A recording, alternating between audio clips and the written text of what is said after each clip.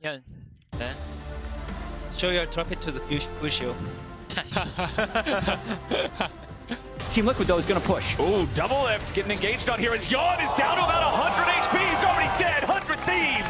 Get him in the 2v2 as Busio is slammed back into the wall. He's got the bailout, but he ain't going to bail out in time. Core JJ just might get traded back as Closer comes in with a shattering strike.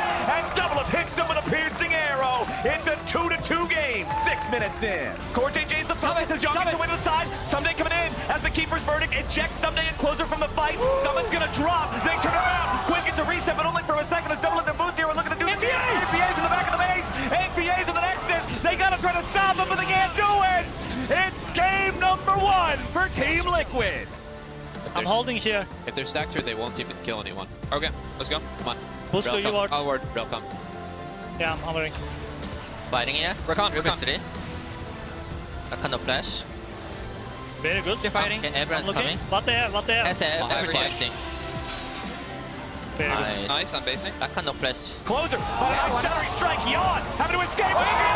Blossom coming out from APA to find the engage on everybody. Double lift goes on a rampage and Busio drops. Double lift's got to try to keep himself alive, and he's doing it. Yoshi's about to melt, but he found the reset on the double lift. Will he be able to do anything else? It doesn't quite look like it. Summon goes all out. The rest of 100 Thieves are still in the answer. 100 Thieves just pulled it off. A triple kill over Quinn.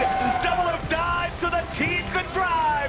They're going to come back, finish game number 2. It's going to be a TP coming in from the side of Team Liquid to bring APA back into the fight now as Closer's ready to try to fight and challenge here for the Baron, but it ain't going to work as Busio's taken down. He got him.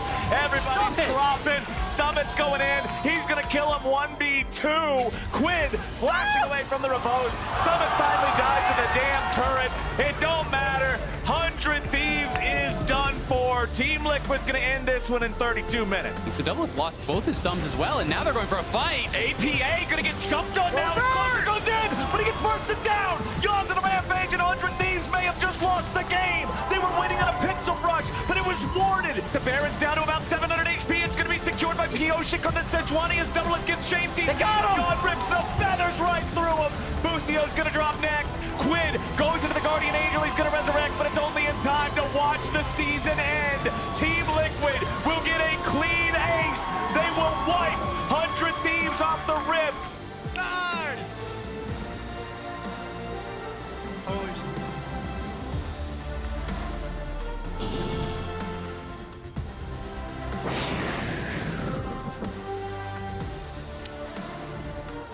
Welcome to Waiting Room. Speaker's here.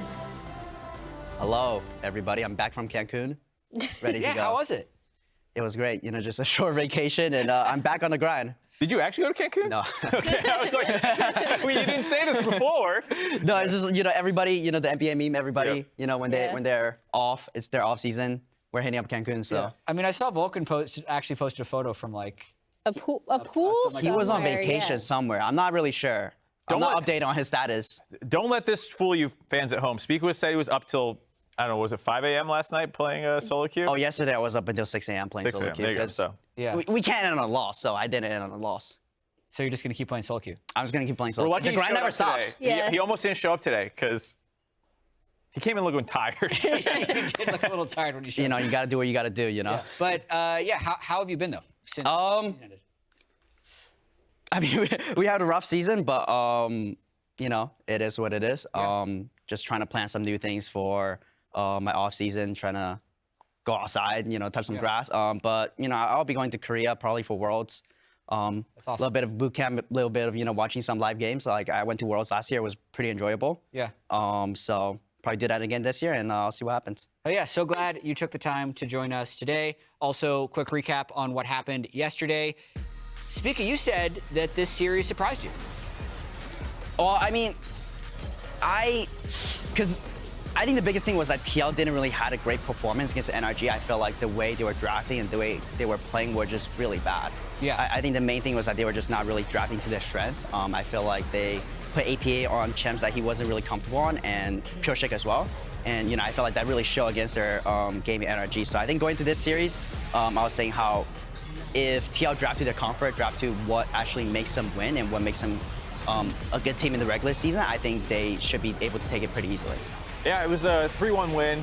I think it's hard for me to gauge how much they improved in the week between the Lost Energy and this one, given how different of a team 100 Thieves has been this year, and how they just have not been super impressive. And I was seeing a lot of I saw in the post-game thread, people were being like, oh, much improved mid-game out of Team Liquid. And I was like, what? There were a lot of, I thought, macro errors in like their rotations and their lane assignments and stuff, and just not advancing game plans very quickly. So for me, it's like I have a really hard time knowing where Team Liquid stands just after that series.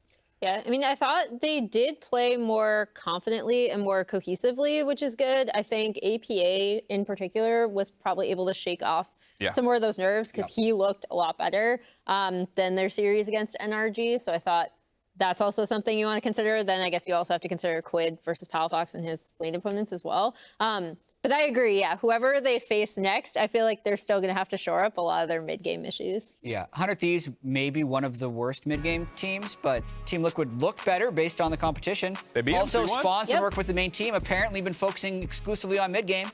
So they were doing something behind the scenes. You're going to listen to the coach who bombed out of It's because he's working so much with the LCS team, Mark. Anyway, here's the bracket. Here's what we have today. C9 versus EG, both of these upper bracket games will not only advance you to the next round of the playoffs, it will also qualify you to Worlds, because once you make it into that U5 game that's on August 12th, you're guaranteed top 3, and top 3 go to Worlds. So winner of today goes to Worlds is the most simple way to put some intense stakes on this match. Huge stakes today. C9 versus EG have played quite a few times, it feels like, in recent memory, and they're teams that tend to compare against each other quite a bit. So I'm excited to see who can win today. Yeah, there were 5 All-Pros for C9, only 2 All-Pros for EG, Jojo first team, Unforgiven third team. Everybody on C9 got first, second, or third team. But we also wanted to take a look at the first 2 times these teams played against each other. So the first time they played, this happened. Yeah, I mean, I think this game is what people think of when they're like, oh, the C9 EG matchup, because at this point, this was super hype. EG had been doing really well, and C9 just through their bot dives absolutely rolled them. Yeah, I remember before this game, I did a segment about how Unforgiven had the best CS per minute in the world, and it was over after this game. Well, at least you got it in before it died. Snuck it in real quick. Then they picked Janna and got dove every wave. Never to be seen again, the Janna pick. Speaker, what do you think of these 2 teams regular season? Because I think you quite vocally called them frauds. Yes. Do you still feel like they're frauds? Do you feel like EG has leveled up since you said that? I mean, personally, I think EG is still the same, in which they really rely on Jojo to be kind of like the bus driver for the team. If Jojo is not ahead, I feel Bus like... driver? Yeah, it's like a common term in Korea. If you're carrying, you're the bus driver. Because it's an NBA term, too. Well, I'm not really sure, but... yeah, no, that's amazing. It's like, across both. You're like taking the lead, right? And I feel like EG is still kind of over-relying on Jojo, but I feel like recently their other members have been playing really well, especially like Revenge. And I think Unforgiven is very stable as well.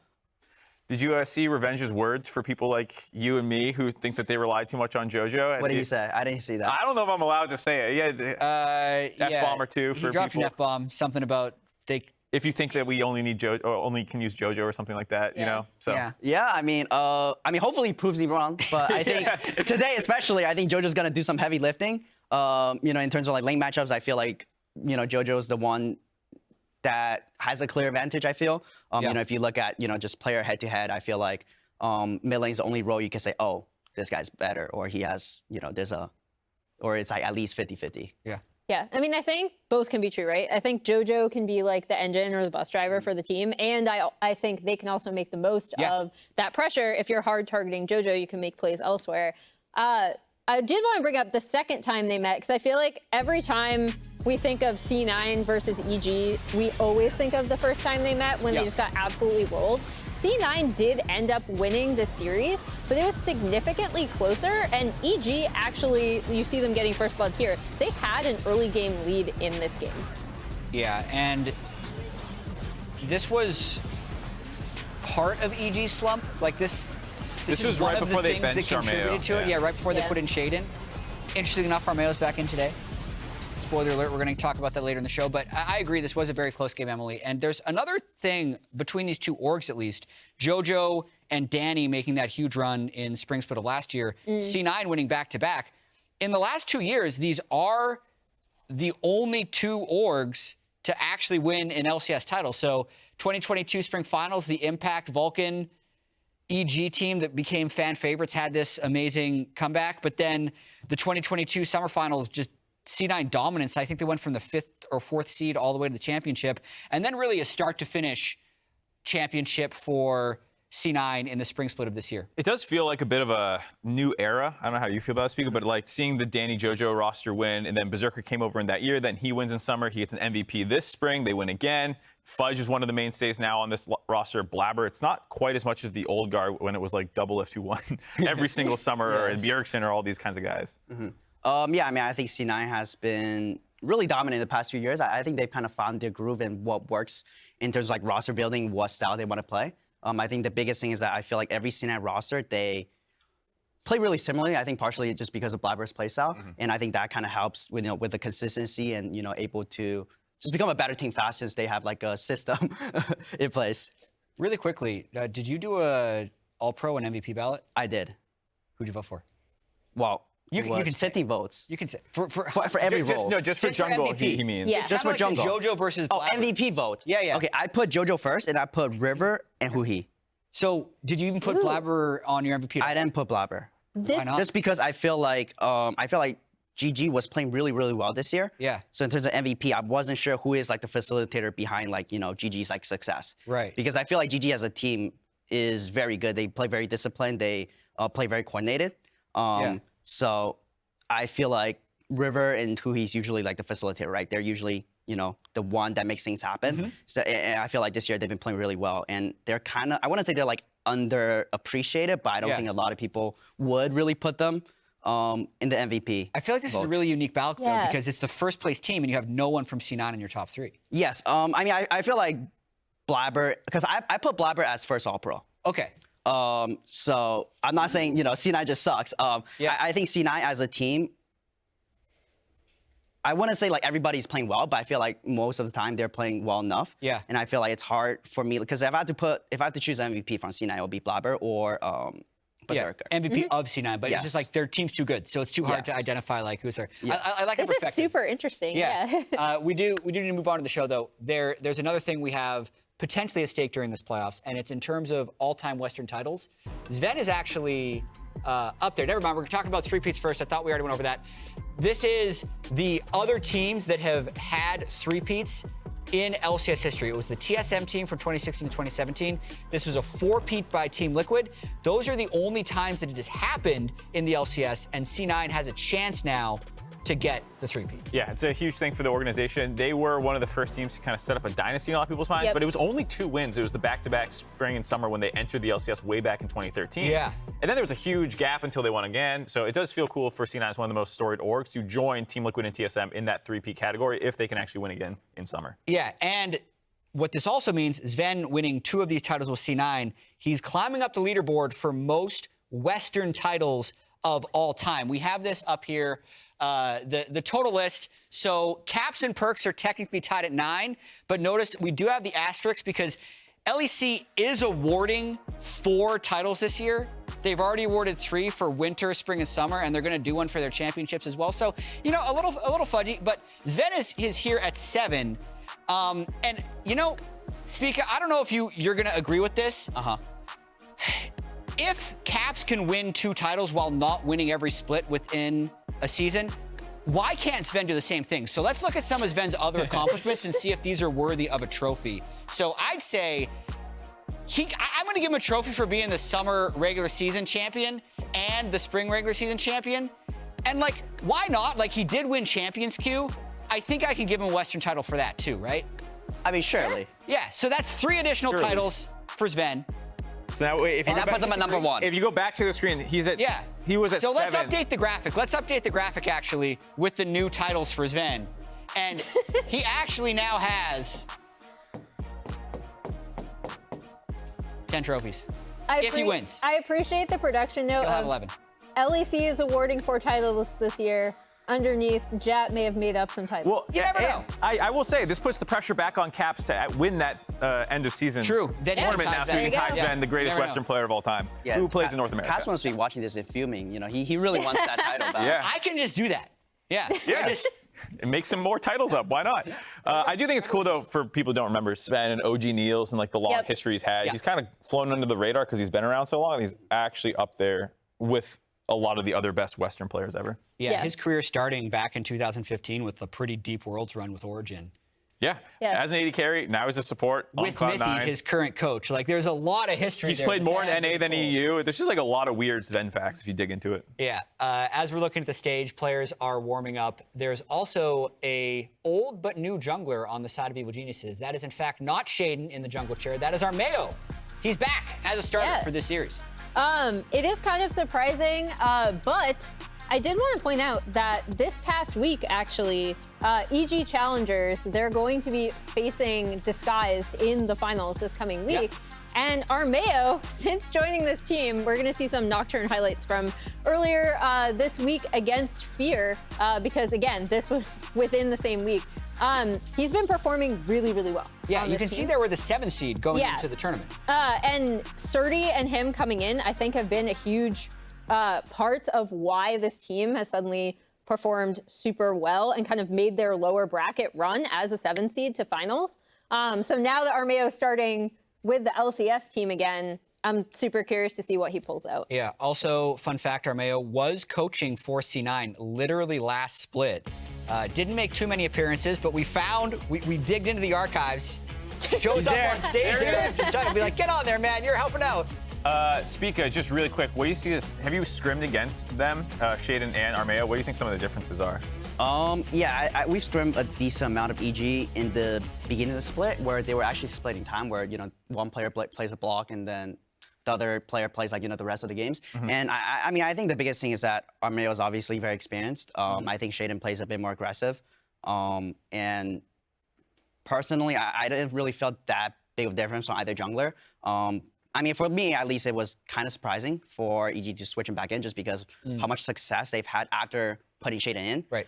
You know, sometimes teams need like a fresh outlook, you know, switch something up and then switch back to old players, right? I've had that last split, didn't really work out. But, you know, it could be helpful for Armao as well to just watch the game backstage, like a third-party perspective, and then, you know, just find what the team needs and how he can help the team. Yeah, I want to pick your brain more on this in a little bit, but we also have Revenge, his top laner, who won Player of the Week last week, and Emily sat down with him earlier to talk about it.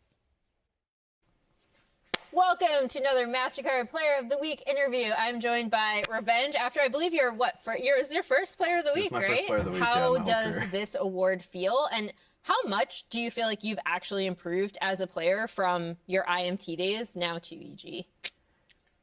I think I've although people say, like, especially last split, maybe they think I haven't, like, improved that much because I still was looking okay last split.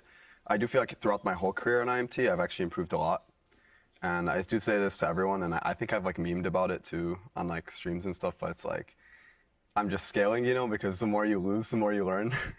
So I'm, like, hard scaling, and I think, and, you know, I think I'm still scaling. I think I'm still improving. And I just think that when you're winning more and you have good players around you, you just have more opportunities to showcase what you're made of. And I had that in playoffs last week, and I hope to have that today against C9 as well. Nice. I know another thing that you, and honestly kind of the entire team, talking behind the scenes to some other players, have been trying to counter the narrative of, like, oh, you just camped JoJo and EG lose. I was glad that you called that out, first of all. But then second of all, looking at your statistics, one interesting thing I saw is that your top kill participation for all top laners, and you're really involved in a lot of what the team does. In speaking of your role as a top laner on this EG team, how do you approach it with the style that the team likes to play? Well, I just want to clarify another thing on my comment, but it's like, Jojo is playing really well this split, and I think he's by far the best mid laner in the league, and he definitely deserves MVP. And the thing is, when a player as important as him does get shut down, or is like playing bad, right? Because everyone has bad games. It is gonna obviously make us look a lot worse, right? That's like every team, right? Like taking T1 and Faker, right? It's like the same kind of concept, right? And I just think that people kind of took it too far, where they think that like without him playing like out of his mind, we cannot win. And I think that that's not really fair to say to any of our other players, because I think that we've been playing well too. Going forward, a tough matchup against C9. I feel like most people are going to say that EG is not favored in this matchup. Since this is going to air before the game, I do have to ask, what is your outlook on the series going up against Fudge? How prepared are you, and what was preparation like going into this week? Well, we've kind of been underdogs this whole split, except until we started like, at one point we were like 9-2, right? And then people started to go, oh wow, this team is really good actually, right? So we're not unfamiliar with being the underdogs. So I think that it's gonna make us play even better. And about my matchup with Fudge, I've had respect for Fudge all my career, honestly, because we've kind of started in the LCS at the same time. We even started in Academy at the same time. So yeah, it's going to be fun to show who can make the most impact today in top and be the better top laner. I think we're going game 5 today, 3-2. Okay. EG. All right, cool. Thank you so much for joining me. And back to us at the lounge. Congratulations once again to Revenge. One of the best poses as well, I feel like, for his statue. You can barely see it on there, but he had a nice little flex there.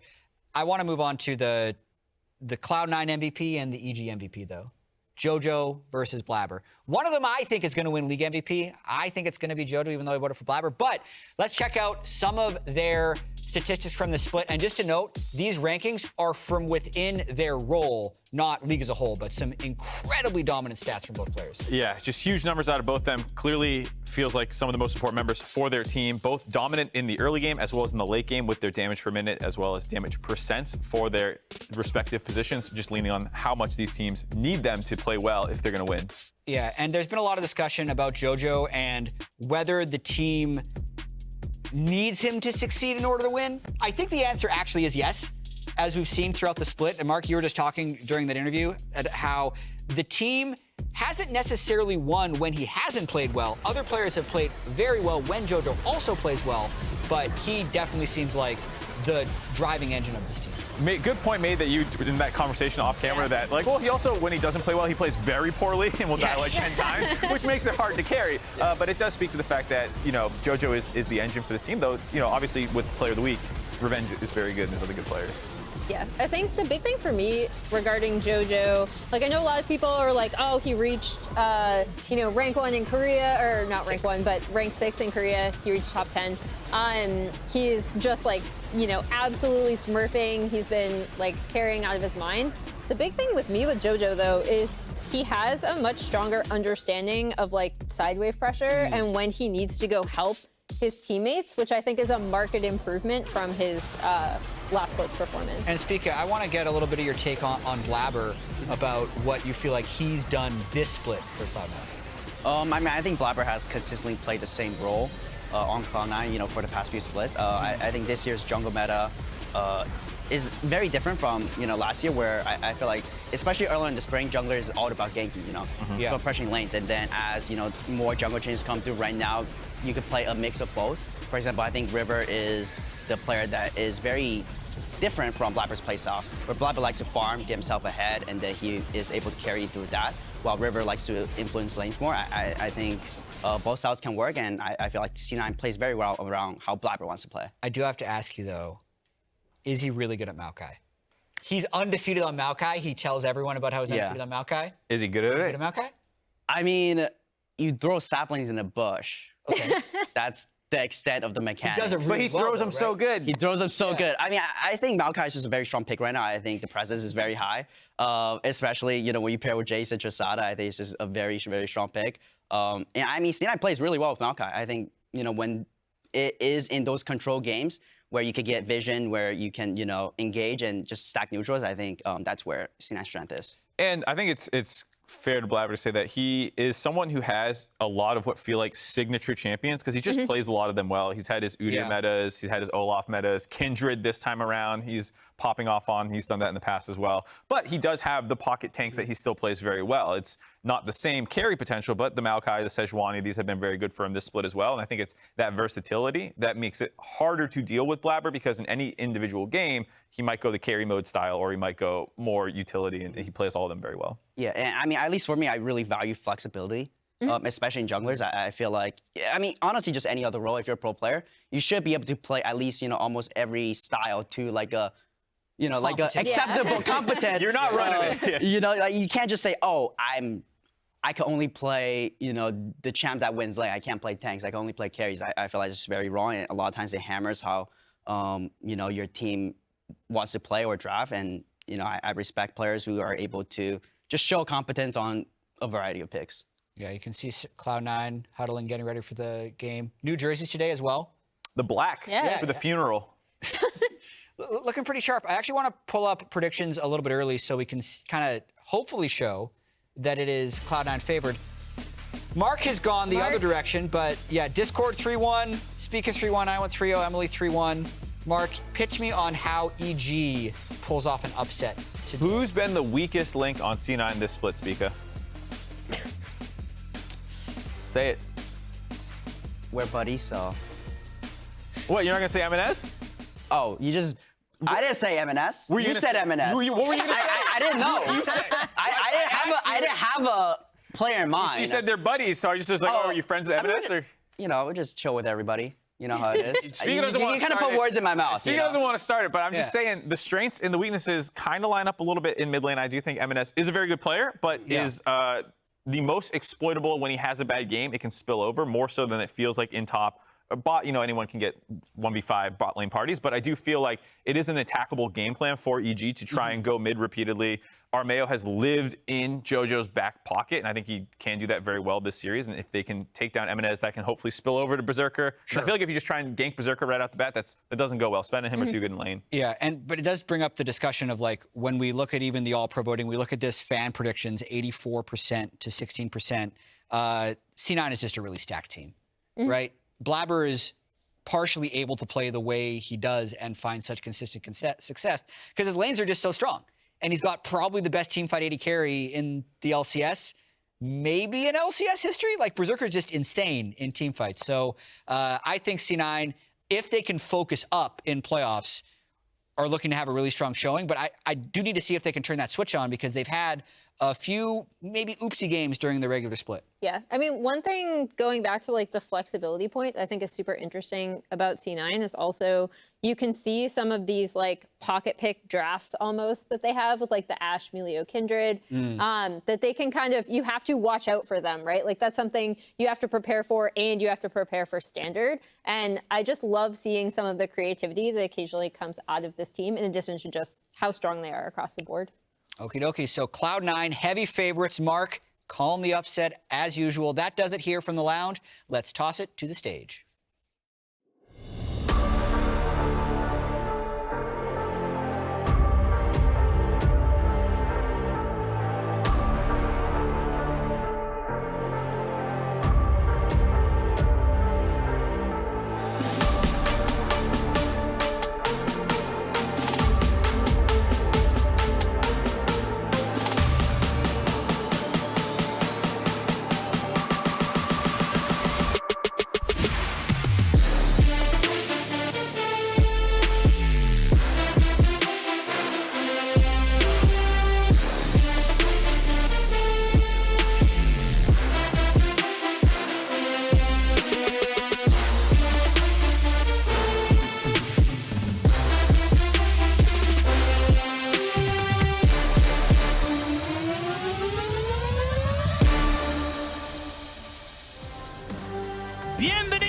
Welcome, y'all. We're coming to you live from the Riot Games Arena here in Los Angeles, California. My name is Mark Raafaa Alexander Arambide. I'm joined here by Sam Kobe, Hartman Kensler. We're going to be bringing you today's series of Cloud9 versus EG. And today, at the end, one of them is going to be going both to New Jersey and Korea, baby. Big stuff on the line today. I'm very excited to see this matchup again. Of course, in the regular season, Cloud9 won both times. True. And both times in the regular season, they were fielding Armao, who they're starting with. But if you watch those intros, Shaden is also here. He came with Evil Geniuses, so there's a possibility of making switches within a best of 5. Very excited to see what changes and adaptations these teams do make throughout the entire series. Starting with draft, last time they had Armao as well in with EG. They picked Sejuani for him both times. Every time they tried to do a top lane plus Sejuani combination, they tried to go with the Renekton plus Sejuani, very, very potent. Also the Jax plus Sejuani, very potent. And with how Revenge performed in EG's previous series versus TSM, you know, with the 18-kill Jax game, and with the Aatrox game as well, you have to think maybe with all the focus people are putting on mid lane matchup in this series, there might still be a lot of focus towards top lane matchup. Yeah, Cloud9 have a big choice in how they want to adapt in this series. Do they want to focus more on Jojo in the mid lane, who has been Evil Genius's strongest player week in, week out of Summer Split, or do they want to start targeting some of the other lanes in Evil Genius's roster lineup? So far, a little bit of love towards all 3 lanes here, Kobe. Yeah, and the respect paid to that Jax pick. The potency of Jax plus a Sejuani as your jungle. Sejuani as jungle just turns it into such a fearsome duo up there for the 2v2. So Cloud9 want to at least give Fudge that protection up there. No more 18-kill Jax game for Revenge in this series. And they respond with double banning on top side here from EG side as well, following the Rumble ban with the Kennen ban as well. That just leaves mid lane wide open. And the fact that Cloud9 wanted to prioritize the LeBlanc first pick over for themselves, ignoring power picks that we have seen in other series like the Kai'Sa, the Rakan, the Rell, that means that Evil Geniuses have kind of their pick of the litter here for other picks when they want to go for engage for Eyla and Armao here. Yeah, and that's with Tristana banned already as well by Cloud9 themselves. So they know that Jojo can't pick the Tristana into them, and and even if he goes for something like a Lissandra, that's so much more a utility pick and not the direction that Evil Geniuses usually go. So they got Armao in, and he's immediately locking down this Ivern. Going to be that supportive jungler coming. And it looks like Revenge back on the Renekton that they have so highly prioritized here. It is a good combination as well. It's not as scary as with the Sejuani, but it definitely has a lot of 2v2 potential as well, especially if you get there really early. Ivern's clear right now is extremely quick. It's one of the reasons why Ivern is so highly prioritized. You can finish well, a good 15 seconds before Crab even spawns.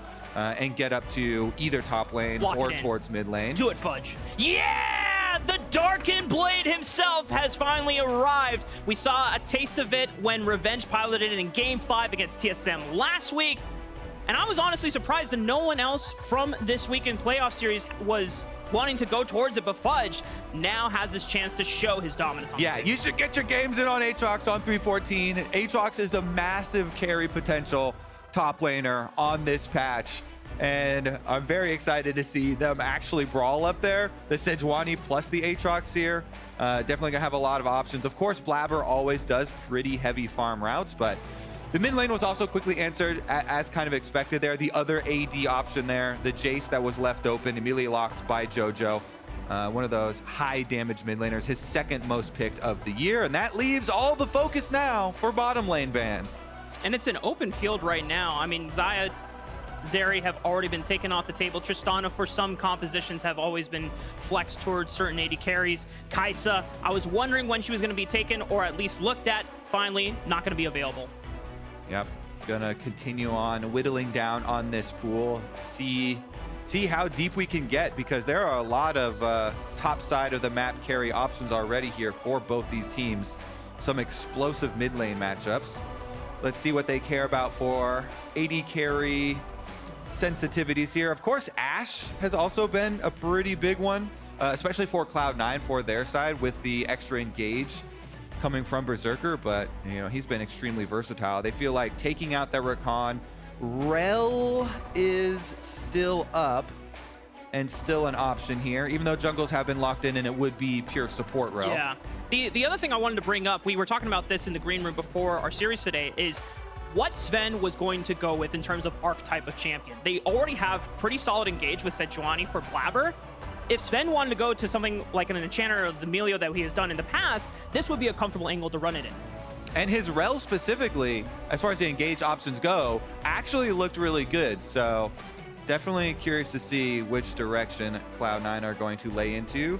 I feel like a little bit more engage would definitely be nice. Unforgiven goes with the comfortable Aphelios here, with the Ivern to shield you up, and expecting some more melee champions there on the side of Cloud9. Already they've got the Aatrox, they've got the Sejuani that are going to be kind of diving into you, and it's the Ivern's job to keep this Aphelios upright as they get in close, and we start to see the hovers of at least that Ashe we mentioned. Thinking about the Ezreal, but you called it. The Ashe, so good for Berserker, brings another form of strong engagement with that Crystal Enchanted Arrow. And now the question is, do C9 need to triple down on engage? You already mentioned that the Rell is still available, but if Zven wanted to go for something more supportive, more lane dominant, that's an option. Yeah, let's see. Is it going to be a triple Freljord bonus here? That is so much CC. Braum, Ashe, and Sejuani. Full ice comp here for Cloud9. So much CC for their team fight. And then looking at the side of Evil Geniuses, one of the biggest and most annoying things when you're playing against a LeBlanc is if you don't have some point and click CC, then she becomes kind of a nuisance in the mid game, being very poke heavy and being hard to catch here. Evil Geniuses might need some easier CC from the bottom lane, and there's that Rell we are looking for. It's not really point and click. You can Q flash and try and catch a LeBlanc. Yeah. And then just go with so much AoE. You Q flash into the W ultimate combo so that even when her passive pops, you can still have enough AoE to take her down. And sometimes that can be the angle to go for. I kind of like how it has actually rounded out here, though. Yeah, Evil Geniuses, other than Armao, don't have a lot of strong magic damage sources on this team. But even then, if Armao goes down the utility route, is that a really concern for them, concerning that Cloud9 only really has one tank in Blaber? Yeah, I actually feel like in the current state of Ivern, which is on 314, before the nerfs come in, before they give a bunch of these nerfs to the AP scalings and to the nerfs to Daisy, both is going to be able to provide a decent amount himself, of course, with the Daisy providing a lot of that Ivern damage, but also to the allies as well. So I feel like they've got some pretty good options here, especially with Aphelios usually getting pretty early armor penetration. Sure. The coaches take their leave as they exchange handshakes and fist bumps. Both Cloud9 and Evil Geniuses. This series means everything to them, as Worlds is on the line. Going to New Jersey is on the line for both these teams. Let's get ready to rumble on the Rift for Game 1.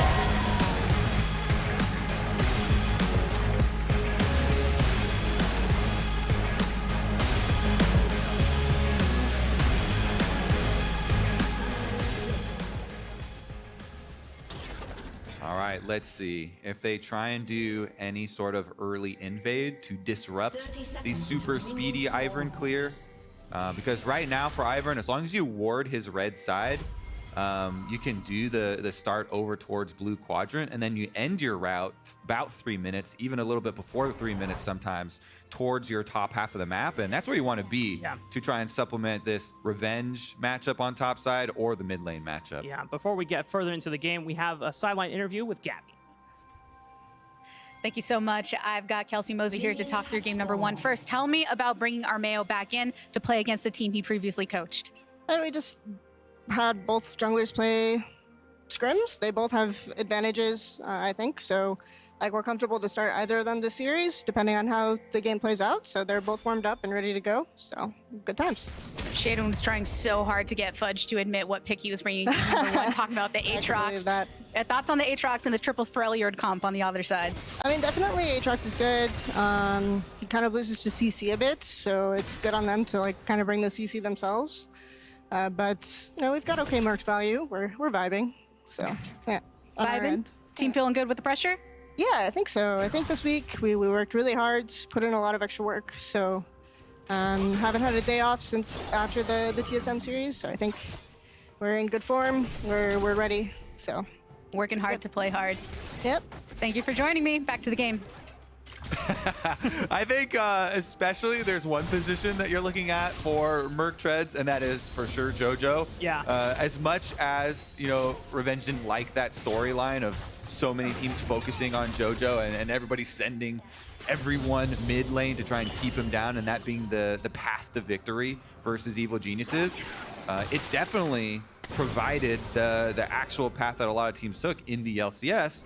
And since he's playing against the LeBlanc and he's facing so much CC, Merc Treads are a must purchase for the Jayce in the mid lane.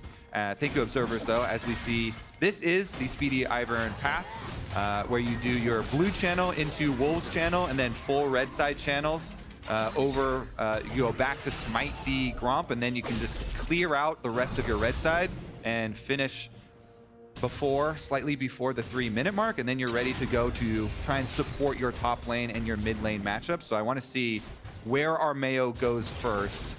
Looks like Emenes is decently far up, but going to get some extra comfort there for Revenge as he pushes the wave in. Yeah, might be the beeline here. He was ready to hover for Revenge in case he needed to get this crash in, but Armao now hovering mid side, as you already called out. Emenes is a little bit overextended. It's not the easiest to gank a LeBlanc, especially if her distortion is up, so he's just gonna wait for this Scuttle Crab to spawn on the top side river. Maybe look for another hover before resetting. See if they pop this Scryers and find the ward. Not gonna get the angle on it. Not gonna pop it either, but of course the other team does see. And we have mirrored scouting wards. These are the super common blue buff plus Gromp ones, so you can see the second spawn of those. And it is just mirrored clears here in game number 1. People always talk about Blaber's style of jungling and it being so farm heavy, but he is just the most efficient overall jungler because yes, he does have #1 CS difference at 14 minutes for a jungler. #1 farm individually for a jungler in the LCS. You know what else he also has? #1 in kills plus assists at 14. And that is the stat that directly reflects how much success you have in actually getting kills in the early game in those 14 minutes before turret plates drop. So he is both efficiently farming as well as going to the correct spots where people have flashes blown and getting those early kills and assists down for the team. Yeah. So far this game, of course, both of them with just the mirrored farming starts. No real big differences, and just have a little visit there from Armao. Ivern visits are always nice. You don't have to actually gank. You can just go provide the little brush for safety. You can go provide a little shield for the reset here, and everything looking about as expected. Low commitment there from Armao. Also, it's nice to, if they're in the middle of a trade, you put a brush on top of it. Hey, look, extra damage on top of it as well. But, you know, going back to your point about Blaber, being able to maximize your presence on the map is something that every jungler in the world strives to do. And the fact that Blaber has done it so consistently over the past few years is now a bottom side gank is in the works here. Eyla forced the flash already. Blaber with the Arctic Assault into flash to land the guaranteed knockup. Secures first blood for Cloud9. Speak of the devil, and there he is. Both junglers are bottom, but guess what? They don't care if the Ivern is there. They flash on forward, make sure he's going to hit that Arctic Assault plus the extra W damage there. Cloud9's bottom lane getting ahead has been the downfall of so many LCS teams. The kill itself goes over to Blaber, and you may think, oh, dang, it went to the Sejuani. But we've actually seen Blaber do, I believe it was 24% of a team's damage when he was on that Sejuani in the regular season and had this huge Sejuani kill game. Here it is, of course, with the Braum passive already stacked up on Eyla. Blaber's gonna commit to that flash. There's so much CC when you have these champions that are from the Freljord with Sejuani, Ashe, as well as Braum being able to stack up all these stuns, and they get their first blood. It is in the bottom side of the map here, and now that's going to be a constant area that EG have to worry about, because Aphelios, Unforgiven here, is a huge part of how they want to win the game with their team fights later. And Eyla goes in. And Armao's going to repay a visit for Unforgiven and Eyla, but Zven does not take nearly as much damage as Eyla did in their gank encounter, and they're going to be able to make it out alive. And he did as well bring that Pepega Frog plushie to the stadium. So he both loves that emote in game and in real life. Armao mid now. Ooh, Emenes was caught without the distortion, so Armao could look for that Rue Caller, and it forces the flash. Now this gives Jojo a summoner advantage in lane. Nice little pass there. Very efficient as well. Armao just walking by, gets the summoner spell without spending much time. Has his top camp in the Krugs available as well. Emenes goes for the stop on the recall. Slight delay. Emenes still going to be able to clean up this wave, but now my question for Evil Geniuses is how well can they punish Emenes' lack of flash? Eyla doesn't have it, but he still has Hex Flash. He can always look for a roam, combo that with Armao, and then that is where you can get that snowball going for Jojo in the mid lane. Kind of like you brought up earlier, it's sometimes very difficult to do things against the LeBlanc with the annoying passive. Blaber has level 6 now, though. Ultimate ready. And he's waiting for Revenge to commit the flash before he flows out the Glacial Prison. He's very far away. He looks for it. No dice. Revenge sidesteps it. I love the wiggles from both players, as they both know are like, okay, Splash is down. He flashed the chain. Here it comes. Unable to hit the longer range Sejuani ult this time around. So swing and a miss for the first one.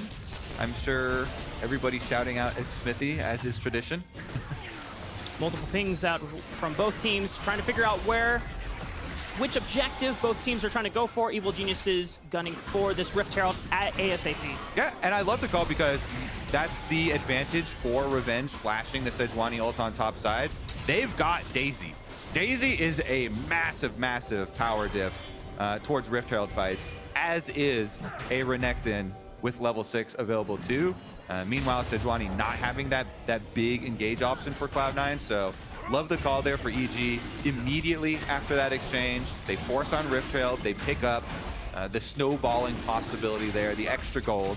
Cloud9, though, won't be caught sleeping. Of course, if you're going to take Rift Herald, we will gladly take Dragon number 1. Even though the Chem Drake doesn't have the most useful buff, it's okay. Any Drake is better than none. True. You want to get the Dragon stacking, you'll take any buffs when you can get them. Revenge popping the Dominus here on the 1v1. Fudge not willing to pop the World Ender. Doesn't have the teleport for quite some time, but this is going to give Revenge some time to soak up even more gold on those plates on the top side.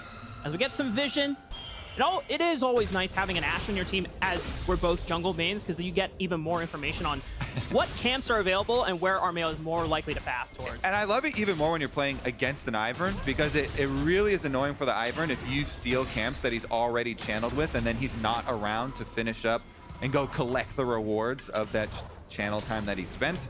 But Hawkshot goes over the top. They see that the channels are ready on Red and Raptors. Nobody's really in position to do anything about it, but they can infer that that's going to be the next start there for the Ivern. Meanwhile, Static Shiv completed for the LeBlanc, for Emenes. So the stonks on the LeBlanc wave clear through the roof now. And we'll see where they want to use their next Ashe arrow, because there is a cleanse flash already for Unforgiven. But you don't have to go for the Aphelios. You can go for killing frontline, as we saw last time around when they just killed the Rell, killed Eyla.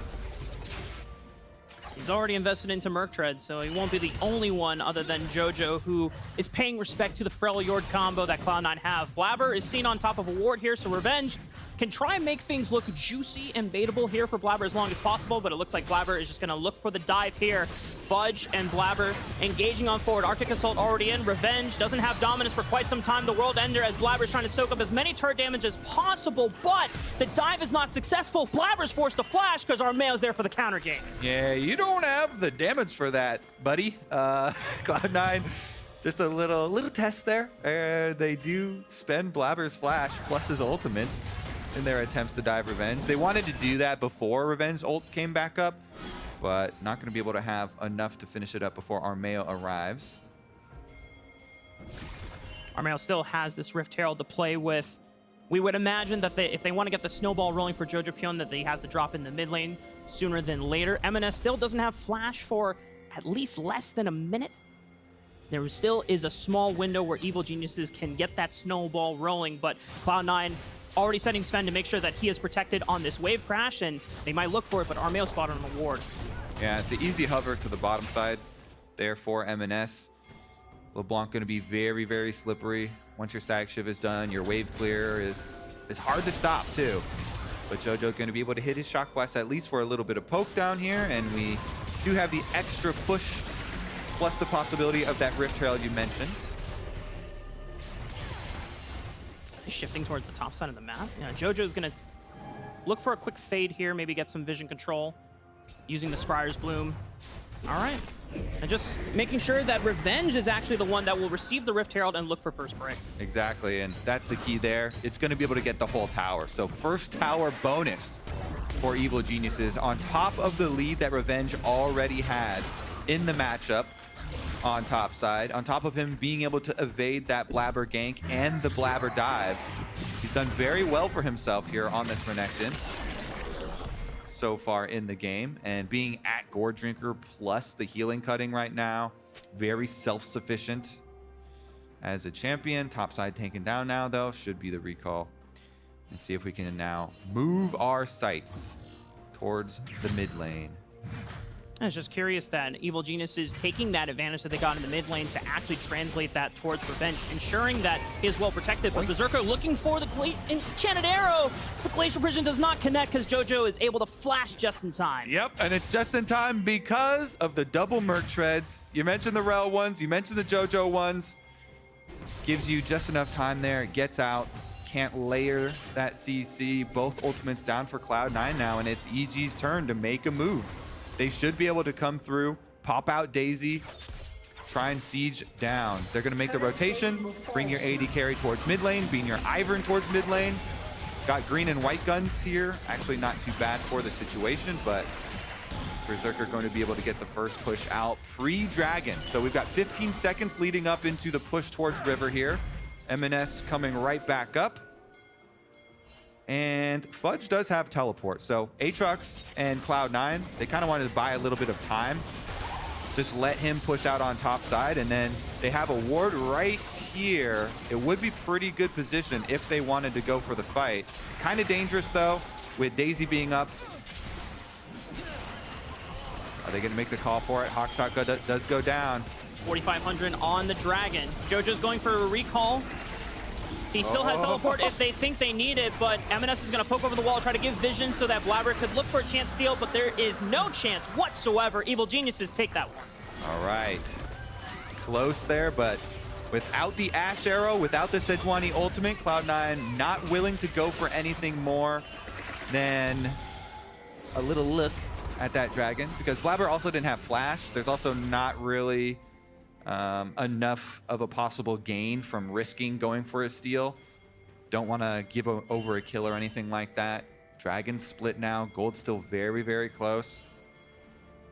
Top side a little bit lopsided as you see Revenge at the top of the gold chart here, but Fudge did just at least get his Gourd Drinker completed pre-Rift Herald. Wonder if this changes things, because this time around they've got the Ashe arrow and Sejuani ult back and available. Jojo has no flash. Unforgiven has both summoners available. I imagine the target will be for Jojo. They're already looking for him. He gets stunned up, knocked up by the Glacial Fissure. Eyla is forced to use the counter gank assault, so that makes sure that Jojo gets out alive. But Revenge is now soaking up all 5 members from Cloud9, and he just doesn't seem to die. Jojo jumps back in, has the stasis from the stopwatch, the golden. Zven throws out a winner's bite, but it's not going to do anything because now Evil Geniuses are the one pushing Cloud9 out of the pit. But Berserker keeps him at arm's length with the range. He's space gliding all over them. He's got the slows from his auto attacks, and Evil Geniuses are forced to run instead. Oh my goodness, Evil Geniuses defend Jojo. They get the kill, but they get pushed off the objective. Let's see what Cloud9 can do in the aftermath. It's just the kill onto Blaber. The smite was down, but they get pushed off the objective, so gonna have to wait for him to run on back. A lot burned here too. Revenge just going right into the front line after they start everything onto Jojo here, and Fudge tries to go in. He gets the Q1 on him, but Ivern's shield is already down.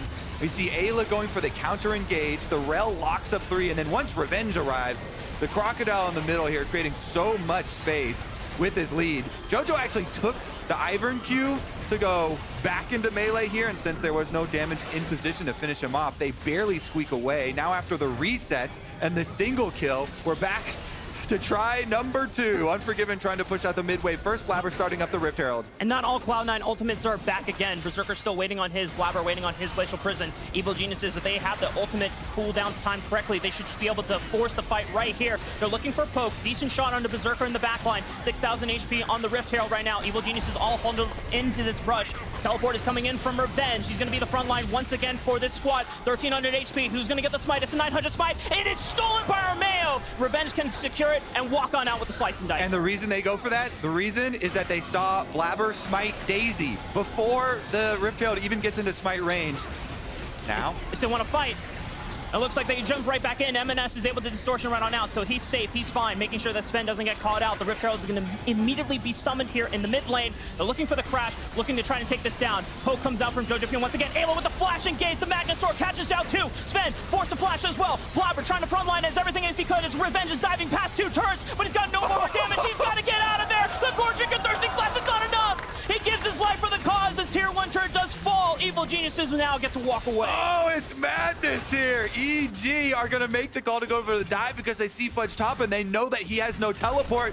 But Cloud9 still able to defend under their secondary turret. Revenge a little bit far away from the rest of the team. So Cloud9 gets the kill back and they get the tower in the side lane. Even though Evil Geniuses got the Rift Herald off of the smite there and then use it mid and get mid tower, Cloud9 still got more gold, getting the split push plus the kill.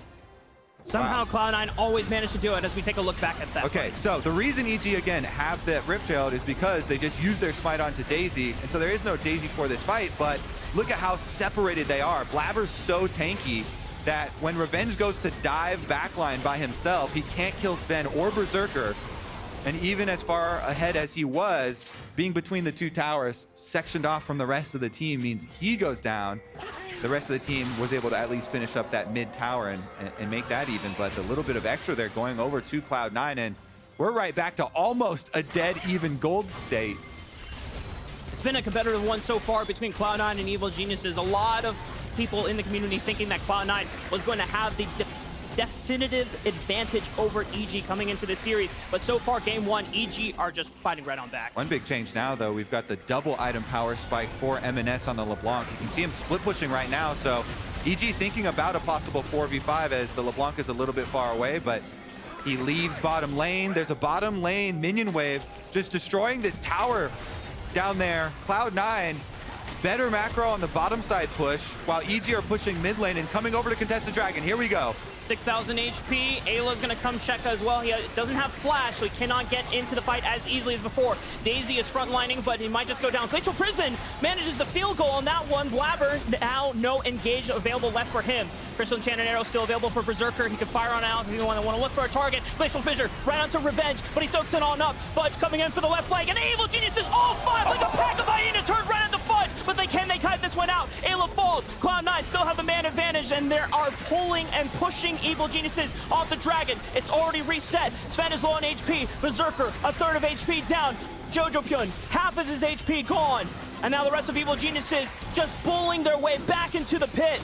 Top laner's gone from Cloud9's side, but he has a teleport coming in 14 seconds, but it looks like Evil Genius is going to be able to burn this dragon for free. Oh, they pushed them off. The Forest Siege here, this Evil Geniuses brunch match that just kept on growing. They eventually pushed them off with all of the shields, all of the harassment there. And now Emenes is their next sight, but he's got flash and he is LeBlanc. They wait for his distortion #1 to be used. Teleport into counter. If he finds a chain, Revenge or Jojopyun is dead. He's forced to flash. He escapes the chain, but Emenes finds his flash and takes out Jojo. Ayla now has to defend Revenge, but the turret is pretty much already dead. Revenge escapes the Infernal Chain. Emenes looking for more. Blaber has his Glacial Prison coming up, but it's not going to come up soon enough. Oh, nice kind of disengage there from Ayla to make sure it's only Jojo that went down. That was a pretty risky kind of trailing play that they wanted to make after the fact, since Emenes still had flash and he punishes them for it. Here's another look at it though. They were burning down Daisy. It's a pretty low health Daisy, going for the little bit of harassment, but watch Fudge on your left. Fudge comes in and just pops this Aatrox pinata. He's going for the big moment, but he only has Q1. Q2 hits, and that's it. Boom, immediately bursted by the entire rest of the team as Cloud9 trying to answer from the other side. couldn't have the impact there, didn't have the damage. And off of that little advantage there, Evil Geniuses get Dragon number 2, but Cloud9 get the gold back in their favor with the trailing play. They got the bottom turret, they got the extra kill there. So Cloud9 up extra gold from it, but up extra Dragon here for EG. And it's something that Cloud9 have just been able to do almost consistently throughout the entire summer split. Even in their losses, they were able to make so many great macro decisions in just maximizing their gold leads while in deficits. The fact that Cloud9 are still pushing Evil Geniuses even through these fight advantages that Evil Geniuses are finding just shows that Cloud9 are not going to be an easy opponent to take down. Certainly are not. Defending champions Cloud9 looking for the three-peat here at the top of the table. #1 team in the LCS, and they chose this side of the bracket. They chose Evil Geniuses, even though EG rank 3 here in the LCS. Cloud9 preferred this side over the Team Liquid Energy side. They wanted this matchup. They were 2-0 versus EG in the regular season. This game, though, has been extremely competitive. We'll see if they can play around this Aphelios. The Aphelios has to be big DPS carry here for these team fights, and there it is, the Infinity Edge done now for Unforgiven. So things could get a lot better now for Evil Geniuses. They've got the Ivern to keep him safe, Redemption, plus the Moonstone. A lot of healing and shielding there. See if they can do it against this very CC-heavy, tanky Cloud9 team that doesn't have as high late-game peaks in DPS. It is an Ashe team, it is a Static Shiv LeBlanc team. So while Cloud9 do have a lot of options still, and for the foreseeable future as well, the end game peaks here for Evil Geniuses have big damage possibilities with Aphelios and Jayce. And these are big mid-game spikes as well for both of your main carries on Evil Geniuses. A lot of damage coming through with those shock blasts. Jayce is really the only character that can, from a safe range, damage and poke the members of Cloud9's backline down before a fight begins, because anytime Cloud9 just want to start a fight, it's the Freljord comp. You have pretty much 3 ways to start and engage in your favor, and if Evil Geniuses don't get the poke off right, then the health advantage is really going to be what costs them in the end. All right, looks like we're going to get the 4-1 split push. Both sides opposite positions at the moment, where they have Emenes on bottom side pushing out with his Static Shiv, trying to then rotate up into the river. They do secure themselves Scuttle Crab well before the Dragon. 1 minute out here on #3. Both teams taking a reset here as the action kind of calms down on the Rift. I mean, both of these teams are no strangers to bantering about each other. Cloud9 in multiple third-party interviews, whether it's Degon or whether it's Travis, talking about, yeah, EG are frauds, man. Like, they constantly are not it for them. And Evil Geniuses, I think it was Eyla recently saying, you know, Cloud9 is super beatable. I mean, they can call us frauds all they want, but these guys are not immortal. They are not untouchable. We can take games off of these guys. Let's see if they actually can. Revenge on the ward spotted. They're pinging him on the way down, and Eyla, he's got his sight set towards Zven, gets the flash pretty early. Eyla still has this flash, so he can always look for a Magnet Storm flash engage or a Q flash gauge combo. Jojo looking for some poke. Cloud9 need a full-on dive team fight. They need a flank angle. And maybe this time around, Fudge has to use Q1 preemptively, so he comes in with Q2 and 3 a lot quicker before he gets popped. Eyla here. Oh, but he gets spotted on the ward. That crucial timing from Zven could have denied a game-ending engage from Eyla there, as Cloud9 back off and retreat towards the Baron side of the map where they have more vision. They're sitting on top of this controlled ward where they know for certain that Evil Geniuses have no vision, cannot see for sure. They're waiting to use the Glacial Prison, the Crystal Enchanted Arrow. Those are the main engages. Now, Evil Geniuses and Cloud9 have pretty much swapped sides as Daisy finds the Root Caller onto Blaber.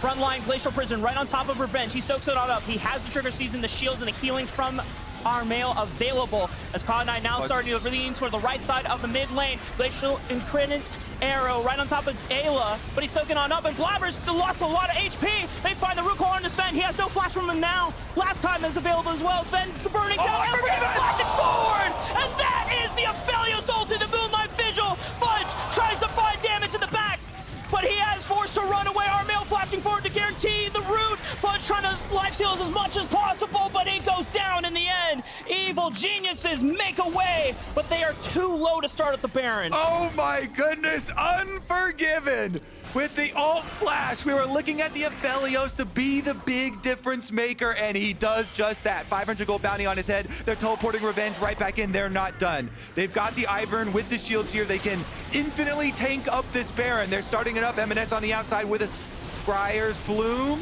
Distortion over the wall, poking and prodding, trying to use the static chip to get some extra chip damage as well with the Night Harvester. Berserker being able to fireball again. Eyla engages right on top of Emenes. He doesn't have flash. He uses it immediately right after, and he gets out alive, but he's on top of a ward.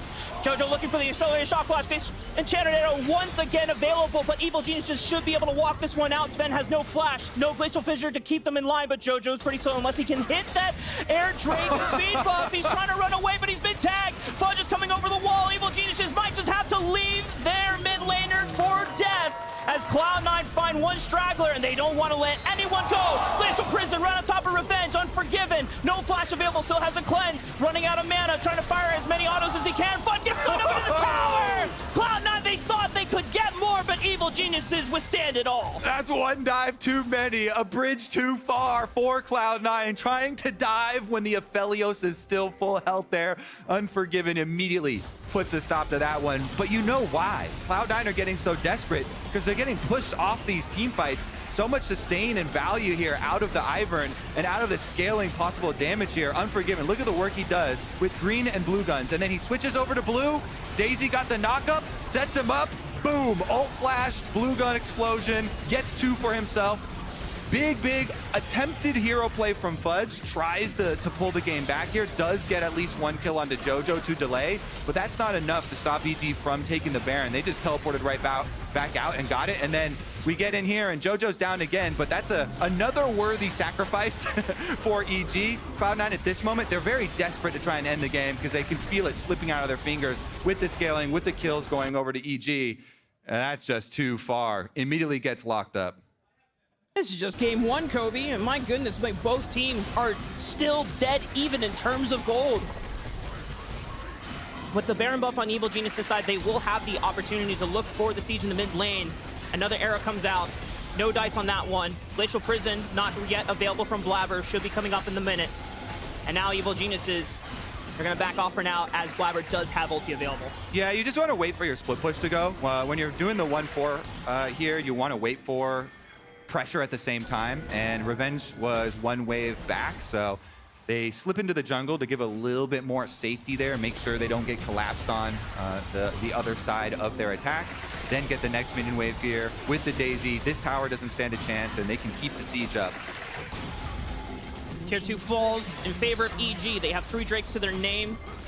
4 minutes until Soul is available for Evil Geniuses to take. Cloud9 only have 1 dragon on their side. But it's still a dead even game in terms of gold. This is still winnable by both teams. This game actually says a lot for Evil Geniuses as a team in this series too, because this game has not been about the mid lane. It hasn't really been about Jojo. It's about these team fights for Evil Geniuses, and Revenge early lead in the top lane they've really been able to utilize pretty effectively for themselves. And now that we're into the team fights, it's about the difference in these 2 types of AD carry champions, because you mentioned how close the gold is, and as well as Berserker is playing, even with a bounty on his head, you've got triple item power spike Aphelios now. Those crits are going to be big. Armor penetration, he already had the Infinity Edge. Unforgiven here did a lot of work in the previous team fight, and we don't expect that to discontinue in the future here. Armao's paid close attention, trying to keep him upright. He's redemption, a lot of heal value out of the redemption here from the Ivern, trying to protect. They put up an entire forest every time we have these standoffs towards an objective as well, providing a lot of support for them. And we'll see, back to the 4-1 split push here. Revenge does have teleport on the Renekton, but Emenes is trying to get the top side going there for Cloud9, and it causes a answer here from EG. It is actually incredible that Unforgiven has not died in any of these fights. And it's all really thanks to Armao keeping him topped off on those shields, making sure that Trigger Seed, every time it is available, he's giving it to Unforgiven. And the fact that his only form of sustain comes from Fleet and maybe some lifesteal in his rune setup, he's not running Bloodthirster. He's not running Shield Bow. He's just depending solely on Armao to keep him alive.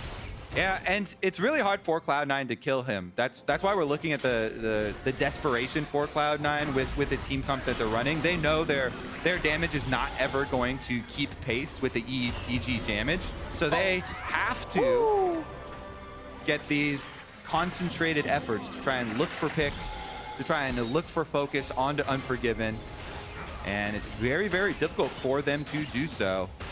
We've got a Lich Bane completed, as well as the Void Staff coming through here for Emenes, though. So that LeBlanc, you know, you can eliminate the minion waves with your Static Shiv, and then you can try and get chunks on towers in the side lanes with your Lich Bane as well. It's just going to be difficult because EG already have 3 dragons, and Dragon's Soul is going to become a possibility in just over a minute. As you called it, Dragon will be available in just under a minute and 10 seconds. Baron is also up on the table in 45. Cloud9 putting a lot more of their vision in this red quadrant jungle, so they'll have the advantage when it comes to securing the setup for Baron. Evil Geniuses, I mean, I know Dragon Soul is the main goal for them, but they cannot just cede control of Baron so easily. They're going to have to find a way to brute force their way back into the river at some point. I mean, it's just so difficult because EG will just always move up onto the wave, sprout all these brush with the Ivern. Here's the Ashe arrow through the middle. Glacial Prison lands, but Unforgiven cleanses it. He still has a flash. Fudge looking for the teleport on the back flank, but he's immediately warded off by Eyla. Fudge looking to advance forward, but Eyla and Revenge, the front line, making sure that their back line is well protected. Jojo's the only one that has really suffered any real damage, as Armao also took about a third of his HP. Daisy down, Revenge is in! They look for it. Zven is caught out. Root Caller, does he have flash available? Yes, he does. He's able to jump over the wall, but he gets bursted down by the Moonlight Visual. Unforgiven is on a tear. Fudge can't even survive as Unforgiven with the damage bursts down Fudge. 2 members gone from Cloud9. They can look easily for this Cloud Soul, and it would be far dangerous for Cloud9 to start up this Baron because Jojo and Eyla can bully them off of it. But Cloud9, you have to know your tolerance for risk when your chances of winning the game in a standard game drop. You just have to take big risks here. So they at least go poking around the Baron to see if EG are asleep and would let them a window back into it, but that's not going to happen. EG just have one annihilate that dragon instantly, and EG will take both objectives. Blaber does have flash. Cloud9 know if it's going to be anything, it's going to be now, and that's a big burst. Enchanted Enter already fired out, 1700 HP, but Blaber cannot get into the pit. Armao secures the Baron, and Revenge will be the front line that makes sure that Cloud9 cannot prevent Evil Geniuses from recalling. Oh my goodness. Evil Geniuses in game number 1 with a pretty strong statement here of team play for themselves versus Cloud9. Very impressive stuff. Let's see if they can finish it out now. Pretty smooth pathway laid out for them. They can once again, well, actually they're sending Revenge top even without the teleport. I think they feel confident enough to actually play all 3 lanes, which is kind of rare in League of Legends right now.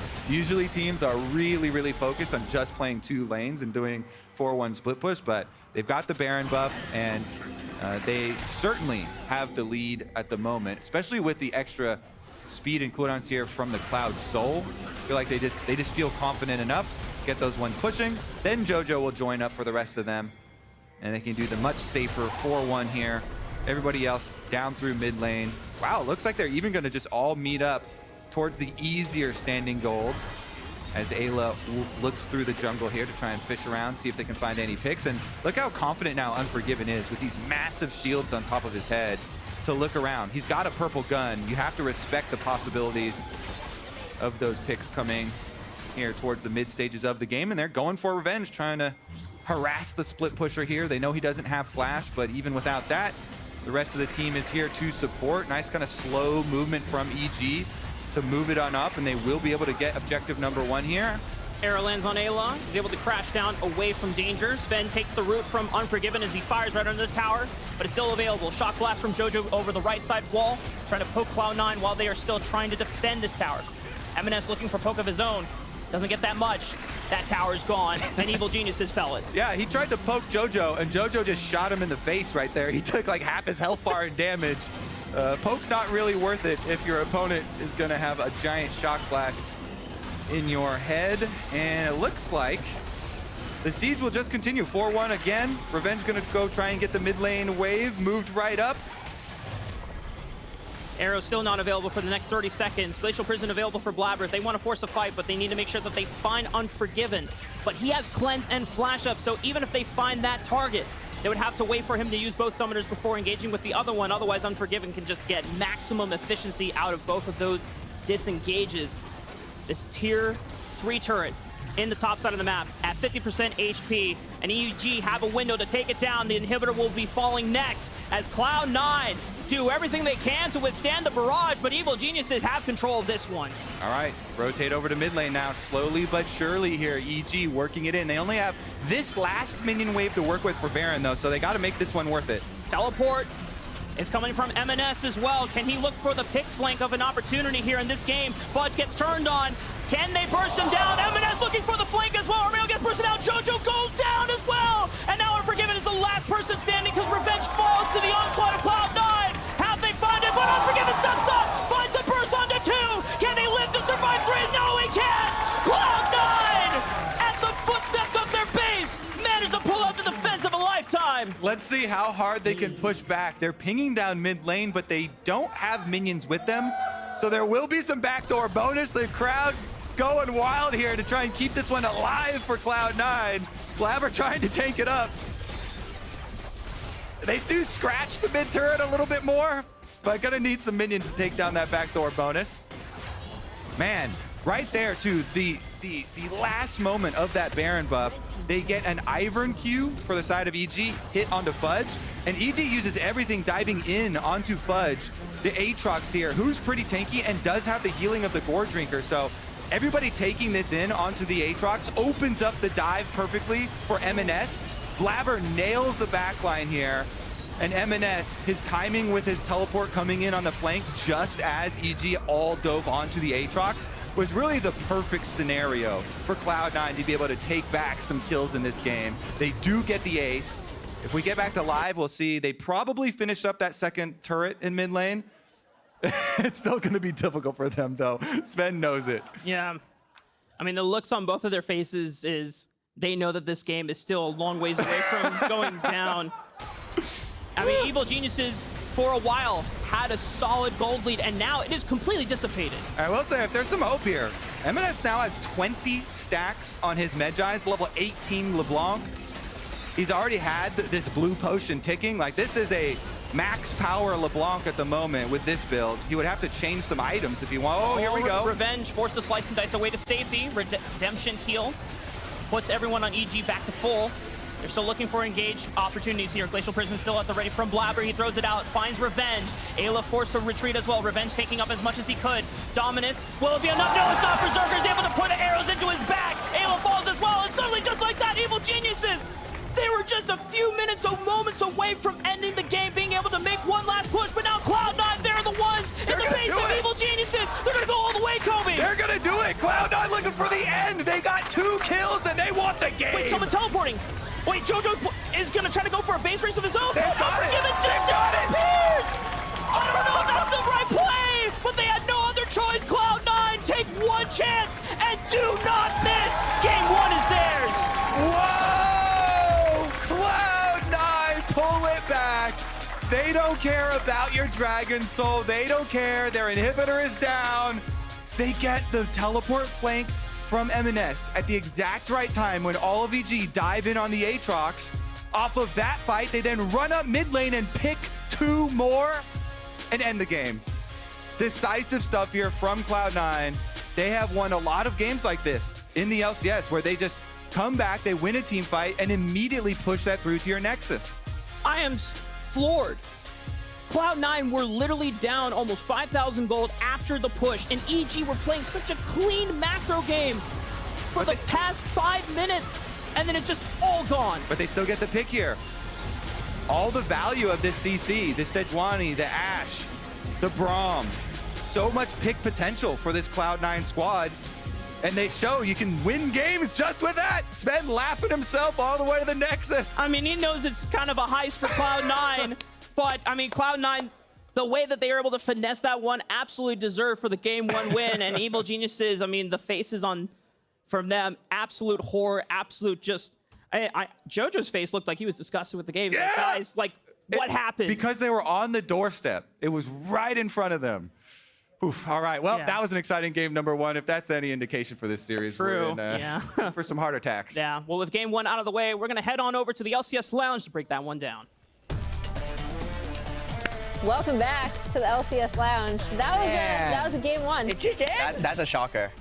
It just ended so suddenly. How's your mental after that one if you're EG? Yeah. Well, I mean, before every best of 5, our coach is always saying every game is a best of 1.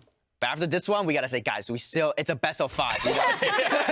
You know? We still got 4 more potential games to go, so we gotta keep our mental intact. But honestly, the ending was really surprising. Like EG had control pretty much throughout the majority of the game, and it just ended like that. I'm gonna pull up. I want to see the gold graph for this because I love fun gold graphs. So let's see. Woo! Oh, lordy. Okay. If this is any indication for how the rest of the series is going to go, this is a great series because the first 20 minutes were extremely close. EG won a couple of those mid-game team fights with Ivern being able to kill the front line of C9, it felt like. And then eventually, there was a monster flank, which brought the gold lead all the way back. Yeah. Emenes landed the big flank at the end, right? He had 20 stacks on a Soul Stealer by the end of the game. It's just a weird ending. Yeah, it was so tense for so long with both teams kind of trading back and forth, and then C9 is getting advantages in lane. They are getting gold on people like Fudge, who got shut down early in lane by the Renekton. Even the gold, the most C9 had was 2.5K. The most EG had was 4.5, which is still not a ton for a base ending push that they were kind of having around the mid inhibitor when they got jumped on. Yeah. Usually you're at like 10K when you do that. And I think it's really hard when you're playing the game to keep the perspective of like, we have Bear and we're pushing their base. We're actually not that far ahead though. Yeah. Well, let's see I want to see the final fight again. I am curious because it just kind of looks like C9 just slow rolls over them. And JoJo's cut off on the side, so he can't really do anything. He can't get poked through Blaber and Zven, and then by the time he could approach, there's already the front line dead. It makes me think like a little bit of outscaling happened when I think about the actual Sejuani Braum, like beef versus, Renekton, Rell, Ivern. Feels maybe a little more mid-game, but the setup for that fight was just so C9 favored anyway. Yeah, I mean, EG was split, and then if you're just hitting frontline like you're saying, it was really hard for the EG members to walk forward and get damage out, and so they just pelted down with Ashe. Yeah. It feels like a sweep to me now. I don't know why. Yeah, I mean, I was preparing my apology for calling EG frauds, but I will take that one back. I was in my mind trying to, prepare a monologue on how I'm sorry, but I mean, personally, I feel like EG was playing really well this game. Yeah, they were playing really, really well. They had control for most of the game. They were primed to win, besides that, the mistake in the base where they kind of threw a lot of gold. But honestly, I'm really surprised at how well EG's playing. And I mean, I feel good if I'm EG after this. Well, maybe not feel good, but you try to feel good. You try to feel good. We were winning until we're not. Yeah, exactly. Well, we'll see if EG can kind of recover their mental. Look at the good things, like Spica said, that they did do in game 1. Game 2 coming up on the other side of the break. Why are they jumping, bro? Why are they getting like that? Why are they getting their heart pumped, bro? Glacial Fissure right onto Revenge, but he soaks it on up. Fudge coming in for the left flank, and Evil Geniuses all 5 like a pack of hyenas turned right into Fudge. Then the burning down, and Revenge flashing forward, and that is the Aphelios ult into Moonlight Vigil. Fudge tries to find damage in the back. LeBlanc no R, LeBlanc has no R, guys. Take sharks. I'm dead. Yeah. Renekton.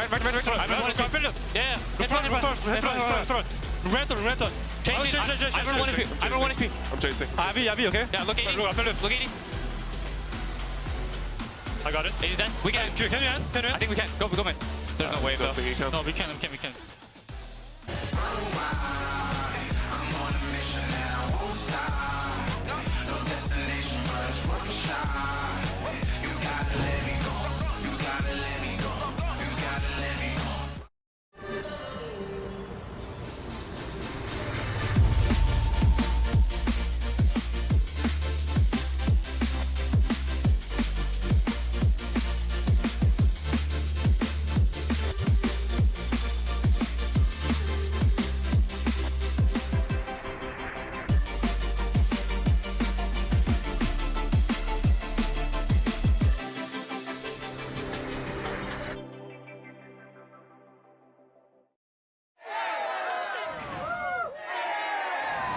Red Bull gives you wings. Red Bull gives you wings.